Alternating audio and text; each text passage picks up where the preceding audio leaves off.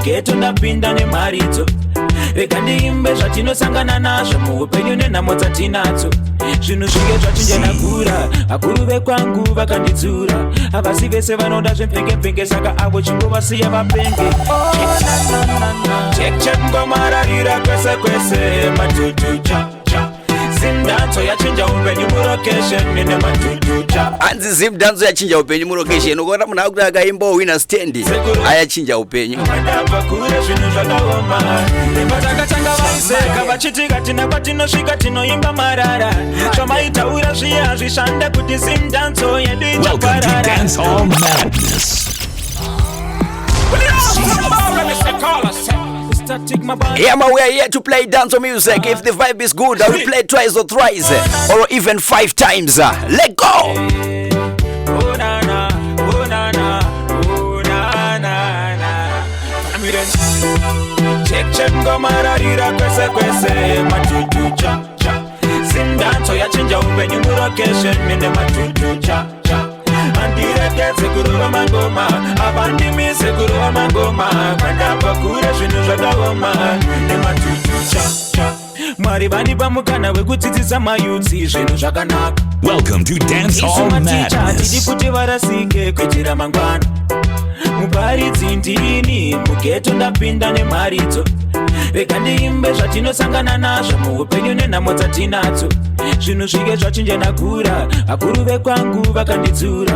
Havasi vese vanoda zvemphenge-mphenge, saka avo chingovasiya vapenge. Welcome to Dancehall Madness. Check ngomararira kwese kwese matutu cha. Zimdanzo yachinja upenyu mulocation nene matutu cha. Andirekeze kuruva mangoma, abandimise kuruva mangoma. Madabva kure zvinhu zvakaoma. Nematanga vaiseka vachitika tina kwatinosvika tinoimba marara. Zvamaitaura zviye hazvishanda kuti zimdanzo. Yeah, man, it's all about one Bangwela Tawanda. Yeah, man, say colors. What a big bad tune. Good music never die. If you do, check your time exactly with me. 17 minutes past midnight, that is the time. As we unlock the weekend. 9 August 2025. Remember us that the name is One Night the DJ. Back to back with Mad Links, representing Simplex Music Sounds. Don't forget that we have Sparks in the building. After this coming tune, I'm gonna be opening up the microphone. Tomonzi wakuti wagwan. Because zimdanzo yatochinja upenyu mulocation guy. Auza dibegeto itira kufamba nemota. Arakupiwa bepa restendi. My gosh. Muparidzi ndini, mugeto ndapinda nemharidzo. Rega ndiimbe zvatinosangana nazvo muupenyu nenhamo dzatinadzo. Zvinhu zvige CSM I'm just a dealer, no wait, I'm a news, the bad my bills, the achieve my goals. Tisuti ne matuzo koma skills, kapanga babunze cruise, ababuze andina kuchwa my feels. Shumujese mungatore, tari mungatare, samu pani se kutora bo. Ladies Kwanda, let go! Easy mite is my juice, I could even go to be 100 degrees. Mambero mamkase. My gosh, Mad Links, you know what we do. If the vibe is good, I will play twice or thrice or even 5 times. Dance Queen, Ladies Squander, take your time and feel this yarn. Let go. Let's party. I'm just a dealer, no wait, I'm a news. Okay. Achieve my goals. Tisuti ne matuzo koma skills, kapanga babunze cruise, ababuze andina kuchwa my feels. Shumujese mungatore, tari mungatare, samu pani se kutora boys.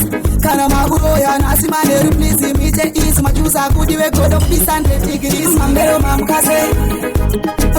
mamkase abaro ile chuchu dakundisa madusu ndandisura mcharo ya siri. Mambero mamkase mbapate ngonzi dzakawanda mpundu ndandisura mcharo siri. Anzi Mamero Mamukase kwatoedzaga uko. 19 minutes past midnight, it is the time. Dance so nice again. My message tiri kumaonayo. Keep them coming through. 0772 168 045 0772 168 045. Let's do the party. Let's party. Let's uplift local music. And that is our theme. We are ZFM Stereo. Uplifting local talent. It is a must. Let go. Aliveta, Oscalo. Johnny up suka, that chopper in the Sakanati, Kokoyi, Tishike, okay, Tipinde, Change, Kunokana, UNDC, Imikana Mamka, Poita on this year, Saka, Mamka say, Tamka Mamkao, Mampa say, Tampa Mampao, Mamka Seko, Tamka Mamkao, Lemibanga Mamkao, Natomuka Nemkao, Mamka say, Tamka Mamkao, Mampa say, Tampa Mampao, Mamka Seko, Tamka Mamkao, Lemibanga Mamkao, Natomuka Naganati, Tamka na Mamkao, Mustodium, Tampaka na Mampao, Shividium, Anti Arkuda Chakadaro, She Audio, Sumara Shainao, Alexio, Akati Ona Pacadaro, Experium, Mamweva Uya Pacadaro, Curetio, Mujitisia Takadaro, Vanuvenzio, Inscopaserio, Isibuta Ugatsike, DJ Mbale, Shoto Gatsike, Tinopana Bule, Gomatem Quarantine, Munoquara, Asete Valentine, Musavale, Saka, Mamkasei, Tamka Mamkao, Mampasei, Tampa Mampao, Mamkaseko, Tamka Mamkao, Nemibanga Mamkao, Natomuka Nemkao, Mamkasei. I will say good morning to you. Mampasei, Tampa Mamkao. Aiwa isusu tamuka isu trikunakirwa ngoma. We are feeling good vibes, the cadets of ZFM Stereo, broadcasting live from the homestead of Newlands. This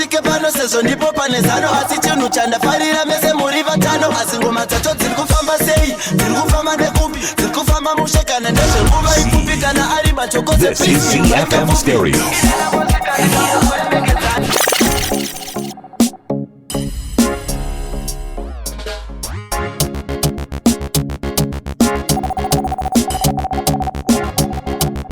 Yeah, man, so my gosh, this is the moment in time where Yandataka Mirida boys. We have the big man himself, goes by the name of Andikazora manje dzokoro dzano tindiri kunyemba. Wida seko mdara. Wow, God. Muri banya ere mdara. DJ Sparks wakanaka. Wida seko. Aiwa voice iri pandori fila manje ndo banda fila aire. Oyo. Yeah, but anyways, respect Mambo. Thank you so much for passing through ZFM Stereo. Chatichimbo discuss nyaya ye Tuma Stenzi yandakanzwa mushitaura nezvayo imdara. Yeah man, alright. Getagera kuzvintroduce. My name is DJ Sparks. Yeah man. But muzora nasi ndiri mutsoka dzemuranda waMwari. Prophet kuda kwashe Jose. Yeah man. Ndiri mutsoka dzemusharukwa. Musharukwa ari kurwadziwa nemaghetto youths. Right. And musharukwa munhu anounderstand maghetto youths zvikudaro. Okay. Pamoyo pake pakazara maghetto youths. So akati no this time pane zviri kuitika ana kuparticipatawo munyaya dzemaghetto youths, but one message iri very clear yekuti say no to drugs. Say no to drugs. Say no to drugs. So right. ndo message yao, but obvious kuti upinde kumaghetto youths unofana maghetto anokubvunza kuti ndiwani. Right, maghetto youths acho pawakatora tichita zvemadrugs wakambotiitirei. Alright. Then the prophet akati no, is danger. Alright. So far zvakawanda zvavainazvo pipeline and zvakawanda zvavari kuronga kuti waitire maghetto youths. But chekutanga wakamboti this time in August muno musi 30 pamaghetto youths aikuita cup clash. Right. Tichapa Tuma Stand. One yacho ichaenda kumsikana anenge awina. Alright. Then imwe yacho ichaenda kumukomana anenge awina pa cup clash. Yeah. Alright. Data Sparks, I understand you are one of the pioneers vatina mu Zimbabwe munomo avano understand the dancehall music. Yeah, man. Right, let's talk about dancehall music. Dancehall music tikatarise kuna na Jamaica neyakuitwa mu Zimbabwe munomo by these current days. Tichikombea ne back those days erona na Soja Love chichi. A good example tina Superman yakupinda achizonoti pfira dende chichi. Dancehall yairi kuimbuka izvezvi ichiri real dancehall music ere kana kuti ya comic dancehall. Because currently tikatarisa ku City Sports Center kuya kuna vamwe vakuenda vachikukuridza unge machongwe chichi and the likes, but can we say tika promote zvinhu zvakadaro, are we not promoting drugs also? Right. Ndo art yacho nere, ndo dance yacho nere. Ini maona ndoita danzo muZimbabwe muno maitwa iri kuitwa. Ine tuma group. Right. Team re helmet.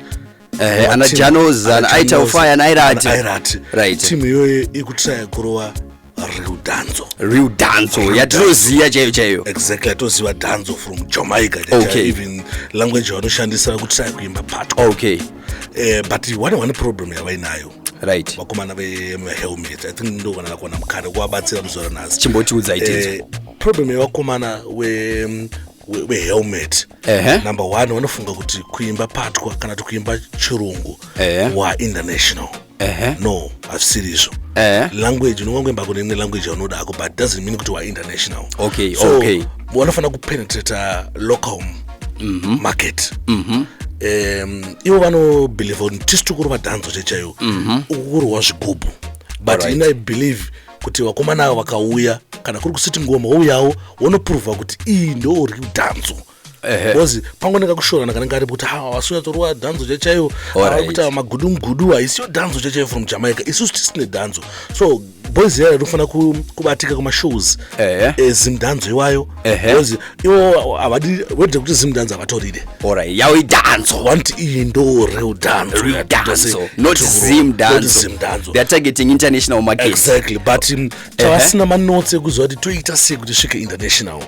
iwo vanongofunga kuti maybe ndakaimba nepatwa kana ndakaimba nechirungu ndainternational apaloko wasati wabata so inini ndiri kuvakurudzira kuti ngavapinde muma-events anenge akuungana vanhu woprova kuti this is a real dhanzo yatiri kuita Okay, but on that issue, I feel like music yega in a target audience yayo. Let me give you a very good example ya Natuo. Exactly. Natuo yakaenda City Sports Center atikanzitamisa na angwe patani kuti vaende pa stage but alikuwa anojambisa ndiani City Sports Center mama. Unde alenda nechimuti. But Natuo kupenga katopenga. But akaona kune target audience yake ndokubva nyanya kutambira ikoko. Vakomana vaya haisinye here kuti music yayo rusika munzeve dzevanhu vasiriwo. Right. Chinoitika nje kudewo. Inyaya kuti one mageto youth agara chirungu hanzwe. Right. Fact. Andogonzwa. So pakaya munhu ari kuimba patwa kana kuimba nechirungu. Achinzi ari kuclasha nemunhu ari kuimba neshona. Obviously language barrier ipapo yakutanga kuita sei. Vafambe madoko wakuenda nechimuti. So pangachiti mune zvimagroup but kune imwe team yezimdhanzo. Right. Team yezimdhanzo ndeyekuti vari kuti isusu dhanzo iyi tikuisa kafillers kedu kemuzimbabwe munomu. Ndo dhanzo yakayanga levels yekuti anonga kuzati kuti magudu tumwe tuhosho tumwe tuchichi kuti ikwanise kupindirana nevanhu vachaiteerera. Alright. Ukubata metse. Alright. Ko sa i group iri ndona na Clati na Freeman nani. Then ko vokata group rakuya richita comic dhanzo. Right. Ndora ndonyazonzwisisa iroro manje. Comic dhanzo iri manje takatarisa nofana ire comic dhanzo manje ka rikunetsera kuti masina awo asikulasta. Zviripinda 2 minutes zobva zvabuda zvaenda. So nenyaya yekufambira nematrends dhanzo yeya vamwe vakuisa to afro. Right. Kuti boss mazori kuti to afro to afro kuti saka after all it's art but nyaya yakakosha ndeye kupusha art trend. Because if you check song yana too much atingati dhanzo inekana inga diffused mona message so sometimes inenge iri nyaya yekuti ye creativity ende kuata kunati ndisina musoro ubata message ndozvoenza ata wacheze takakosha because spira dendra trend 2 minutes so one wakuta comic dance vaya ndikuona wanofana kuziya time yekumira comics dzedzi manje kuti this time but uona pane zvandabva ndagaya kepisha panyaya chibaba chemangoma boys pane rimwe anti kuti munhu azorisiya kuti atange kuchiintroducera rimwe artist afuna nemunhu akaita sasuperman yaya obva tangarwa message yaklati yaya tototi idzi dzakurasika ende ndigona kainawo masongo yavanhu vasikubatawaiziya panonoita chibenzi saka panoita chibenzi tikachitambira anobva tinonge ndo zviri bho ndo zvamunoda rega ndikuitire izvozvo right atibotaure zvaMaster H right Master H pekutanga ndiyakatanga patanga kushaya kanga patanga kuimba kanenge kutara waiza kamisa kasingakurana enzo nana kikona deflex akachichi obva ona kuti kanhu kadaira ka but iye manje kuona chinhu pakazopinda this time right obva tanga futi ski yekuipata masongo tongeti maafro toti obva ita futi kudhanzo saka nyaya muno muzimbabwe munonetsa ndepekutraya kuti wakambotira kuona chadaira wotraya chimwe nenyaya yeperiod tikambosvika paperiod paridiwa izvi atichedata problem yedu aribva achinja omutanga kuti izvozvo exactly pakatonzi pakuda kupengwa pauda kutoitwa chivhanchoka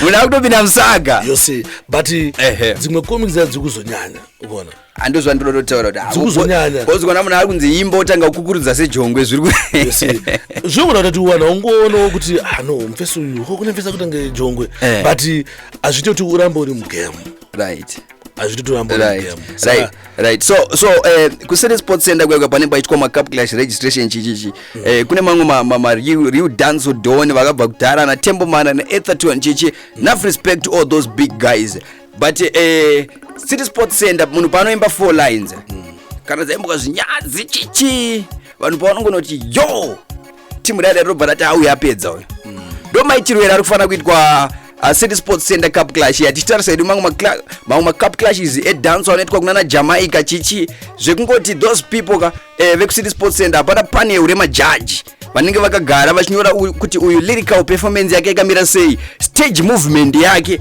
yakamira sei.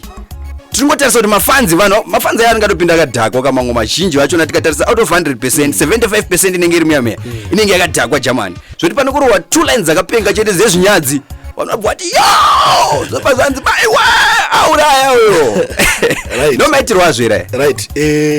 Dhanzo yakanakira kuti tine template from Jamaica, chinhu chacho hachisi chedu ukubata message right. Tine template from Jamaica. Vatasi kuti masting anoitwa sei kana kuti dhanzo chi. Do you know kuti kudhara kwairohwa reggae tichichichiwaiziya ndo music yaiconnecta nesoul zvekuti yange ni music yafanenge chireva chinhu, then wakomana kubva yaya nedhanzo. Dhanzo imusic yekuti ndekuho bana message. Saka akuna chinhu chine musoro chinofanira kumbobva kudhanzo. Ukaona iwe uchiteerera dhanzo uchida kuti kuimbwe zvinhu zvine musoro padhanzo I think ukutoita problem. Alright, ko ngataure very good example yemunhu akaita saSoldier Love aimba chi. Right. Ukaona chotika chimwe vana Soldier Love vaya vangounderstanda dhanzo but vane mamwe masong angaine musoro avaizoimba because kudhanzo music iri meaningful futi totoiona ichibuda iko inobuda but cherechedza kuti kuJamaica you find kuti nyaya dzedhanzo panoimbwa dhanzo vanenge vachiimba zvekuwaina ndo zvekudhanzo zvinofanira kuchiitika kudhanzo. So ina handishore zvangu mageto youths panenge achiita dhanzo vachizotaura because ndo dhanzo. If you check kuti masting kana nenjamano yayo mbiri yawo chachayo ndiye madhisi kuti akakutarisa so muchiimba ndika kutokudescribe yo achikanda this achikanda rimwe this tikana this mafans of vaita se overnacular just because ndo dhanzo ukubata message. But kune imwe music inenge zenge yako yafana muno mutira ma-commercial ekuti pa-commercial unokwanisa kungonyora song ine musora inonzwika type music ana killer T you find kuti pa-commercial dhanzo unogona kuzongoimbawo zvinhu zvine musoro zvakabuda but pa-dhanzo cheka kana kuti panonzi ma-rhythm chachayo pabuda kana kuti Gwan Bad from Jamaica wotarisa kuti vanhu vangana ri kuimba zvine musoro vakongatozva kuti ine musoro neraw. Yeah man. Ubata means clean and raw. But dhanzo is clean that. Okay, I have another question mdara.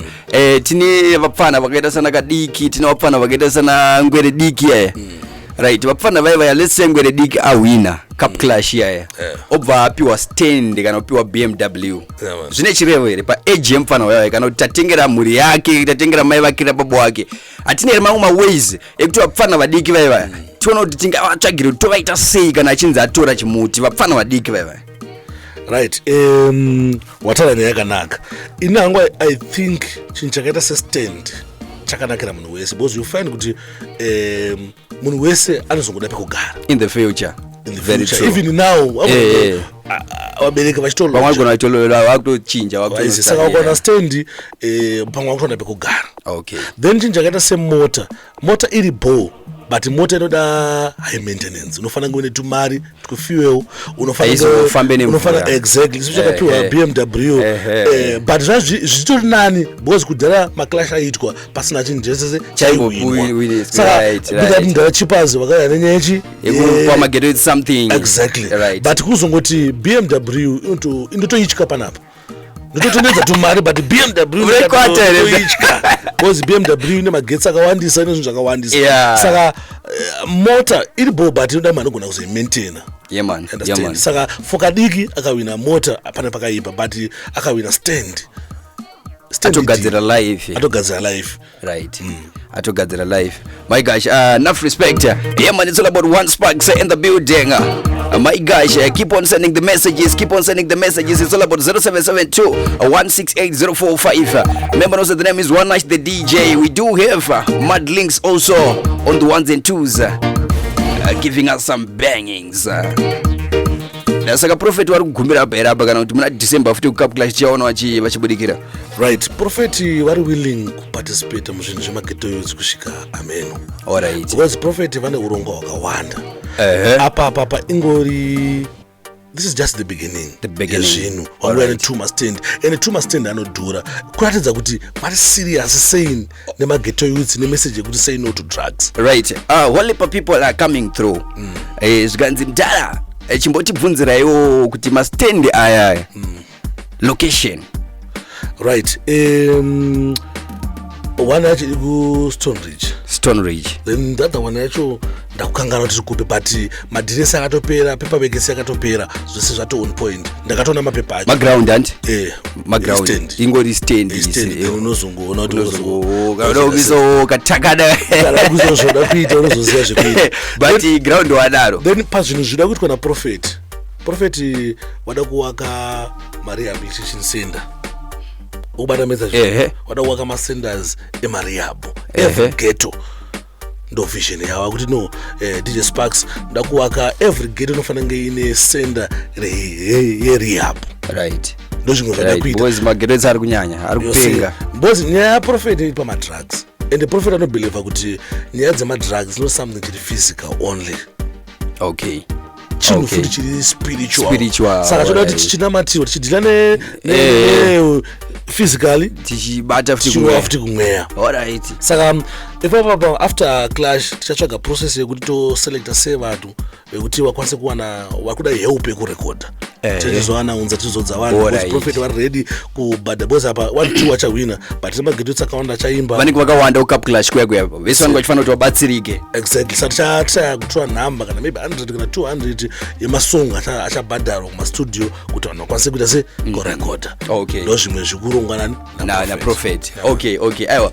Respect Mdara Sparks tukutenda nekuya Mdara. Your last word to kune mageto ari kunzoko vamwe vachona who are into drugs and also panyaya dzekuti vanozoda kuzobatsirika kuti vazokwanise vamwe vachona vanenge vachitoda linkire kuti vasvike kuna Prophet vanokwanisa kusvika sei, vamwe vachona nyaya dzekuda kurekodha futi waiziya. Saka maybe imimi munokwanisa kuti vabatsirike vanokwanisa kubata sei imimi wachona. Right. Zvinhu zvitichazvianaunza publicly kuti vanhu vazive kuti tichashandisa process yakaita sei kuti tichoose vanhu vachange vachizorekodha after Cup Clash. After vanhu vamboona mastand atopiwa vanhu. Then Prophet kuda kwashe Jose he's a young prophet. Anobelieve, anounderstand, anorelate nemageto youths, anoziva zvavanoda nezvavanofanira vaita se vachiita nekusaita. Saka some of my updates achanga achiwanika paFacebook page yaProphet. Mageto youths akanotsvaga pakanzi Prophet kuda kwashe Jose ndo panenge pachiita chiposta zvimwe zvinhu ipapo. Then changa chiposta futi papage rakanzi DJ Sparks W. Mageto youths akanotsvaga ipapo tinenge tichipa maupdates ipapo ekuti tichazvifambisa sei kuti mageto youths awane marecordings. Nezvimwe zvichidiwa. Okay. But munhu waMwari maybe munhu waMwari anofanira kuwanika, anofanira kuzikanwa paanowanika kuti vanhu vazive kuti ghost here kana tasi ghost munhu waMwari don't exist. Sa Prophet anowanika paCity Sports Center every Sunday pachurch pedu ipapo kwatinoona mata ini ndiri mwana wesangano. Ndiri mwana ndoti geto youth inotobelieve muna Jesu Kristu zvitodaro. Saka Prophet anowanika paCity Sports Center every Sunday munoona kumboya kana kuenda papage pawo then muona dzidziso dzawo dzavanodzidzisa maposta awo about nyaya dzemadrugs. Munhu asingatombodi kuona mageto youths ari involved pengelenge. You see. Saka Icona. Yeah man, respect. Thank you so much for passing through the FM Mdara. Magapenga. Respect. Thank you very much. Enough respect.